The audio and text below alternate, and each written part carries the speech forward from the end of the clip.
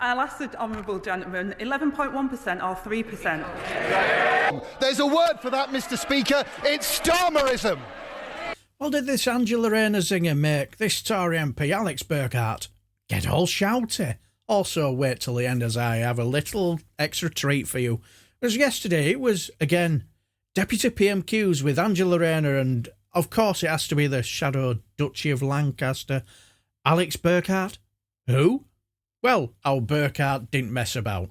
What is the government doing to bring down inflation? Well, Mr Speaker, I think it's astonishing that, and first of all, can I welcome the right honourable member to his place? And many people might not know, Mr Speaker, but the honourable member was the Minister for Growth when, under Liz Truss, inflation was 11.1% and growth flatlines, so we're doing much better than he did.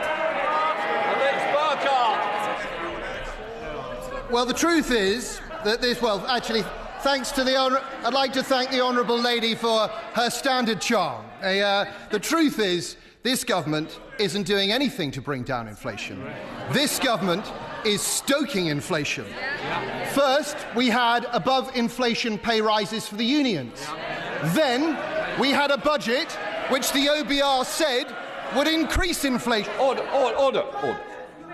Sorry.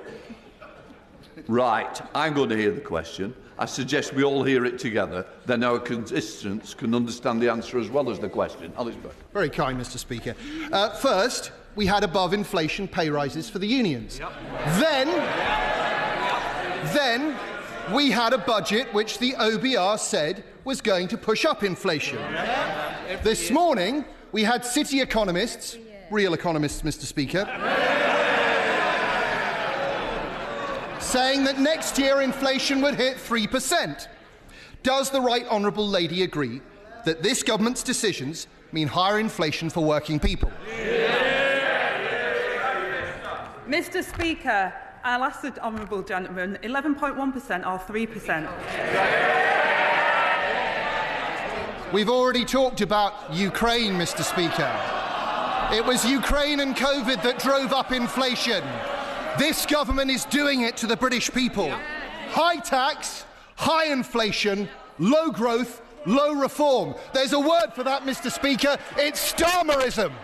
If he gets any close to that mic, he'll be tickling his tonsils with it.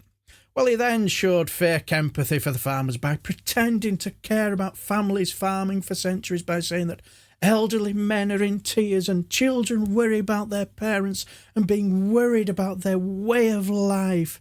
I wonder if he really gave two shits in March, you know, when they were protesting like they did on Tuesday. Somehow I don't think he did. Well, anyway, let's get to this little bonus. Now, do you remember when the new Shadow Minister for Mike Gargling, as well as the newly Shadow Minister for shouting very loudly, Alex Berghart, said this? First, we had above-inflation pay rises for the unions. Very kind, Mr Speaker. First, we had above-inflation pay rises for the unions. Yes, what an odd thing to say, eh? Especially when he's talking utter bollocks. What a shame nobody picked up on this, eh? Madam Deputy Speaker, Prime Minister's questions. The Shadow Chancellor of the Duchy of Lancaster said that the government gave a pay rise to trade unions. This is factually incorrect. The government gave pay rises to workers. And in fact, Madam Deputy Speaker, all workers, regardless of whether they're a member of a trade union or not, that is the power of a trade union. Madam Deputy Speaker, I know it's difficult to educate His Majesty's official opposition of the benefits of trade unions, but can you advise me on whether I can compel the Shadow Minister to come back and correct the record? I understand that the Honourable Member has informed the Shadow Minister that she was due to make a point of order on this very issue, and I thank the Honourable Member for notifying us of the point of order. She will know that the contents of members' speeches are not a matter for the Chair. If they were, I'd keep them much shorter. I'm sure that if the Shadow Minister has inadvertently said anything that is inaccurate, he will no doubt find a way to correct the record. Absolutely, Dawn Butler. It was workers, whether or not they're in a union or not, who got a pay rise. So not only did he drown out his questions that may have legitimacy by basically embarrassing himself by shouting like a teacher, just shouting his lungs out for no apparent reason. He was completely talking utter bollocks as well. Now, Angela Rayner wasn't at her best, really, was she? But she didn't need to be, because Berghart made a complete tit of himself, didn't he? Now, people did say she didn't answer the questions. Well, as deputy, it's different. She cannot really, from what I've heard, because she just isn't the Prime Minister, which for me makes the whole point of PMQs with deputies even more pointless, doesn't it? But the best line I've heard about Angela Rayner is that she's far better offensively in opposition than defensively in government, which I kind of think is fair, actually. But what do you guys think? Let me know down below. Also, if you enjoy everything House of Commons and Select Committee meetings, give us a like and subscribe, and I shall just bid you farewell and take care, my friends.